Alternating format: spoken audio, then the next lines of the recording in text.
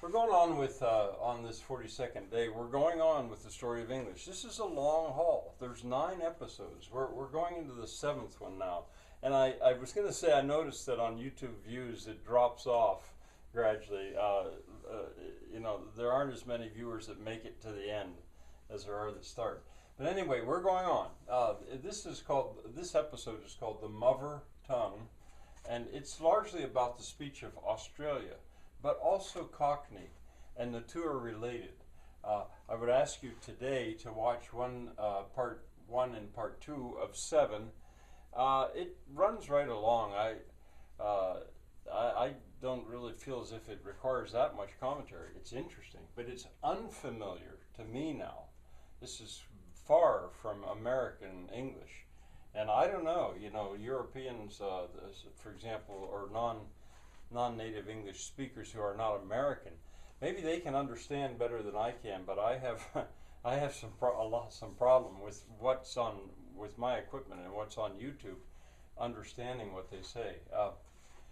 There's some nudity on the part of the Aborigines right at the very beginning, so be warned. You know, I don't know in what environment, say, a teacher would be using this, but you might want to watch out for that. It's right at the beginning. And it's true to the Aborigines. I mean, that's the way they are.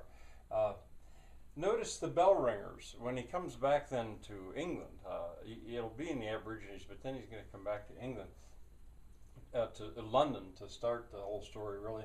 Note those bell ringers, just in passing. Dickens will be mentioned as Oliver Twist. Shaw, George Bernard Shaw's Pygmalion, absolutely wonderful. I discussed that in the first year. I discussed both of these in the first year of Frank's school, especially Pygmalion. With Eliza Doolittle, he mentions Jack the Ripper. These are things that if you wanted to use as springboards into discussion, who's he talking about? Who was Jack the Ripper? Well, you could go into that if you wanted to. He uses the word stereotype when he talks about the Cockney accent. Often, stereotypically, somebody who speaks Cockney isn't very smart, I think is what he means. Then barrow boys. Now, in my part of the world, the only barrow that somebody would know would be a wheelbarrow, wheelbarrow that you push. But anyway, a barrow, I think of that Beatles song, so-and-so has a barrow in the marketplace. Doobla-dee, doobla-da. Rhyming slang, that's kind of interesting. It's unique, it seems to me, to that. I don't know of any other example of it. And backslang, I don't even quite backslang is saying words backwards. Real interesting. Then he uses the word argot. I should have looked that up before I came downstairs here. Argot, I think it's another way to say jargon, the speech of a particular community, I think. They can swear without offense. He says that's part of it. You swear at each other and you're not offending anybody. I can't help thinking about my Dutch friend Peter on YouTube, on Facebook. I swore at him. But in my world, that's a way of saying, I like you.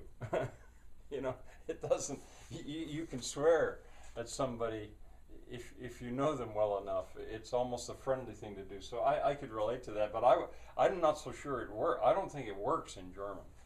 And I'm not so sure if it works in Dutch either, so I was afraid, oh my gosh, I've offended him. Yiddish appears once again in London, just as in New York. Hindustani. Tremendous influence from India, which later I think we're going to hear more about that. What spelling mistakes tell? The way somebody spells tells something, tells a lot. Well, not if they spell it according to standard English, according to Samuel Johnson. It's not going to say anything about their speech, really. But if they make a mistake, aha, that says a lot. I saw so much of that when I was first teaching English in the public school district here.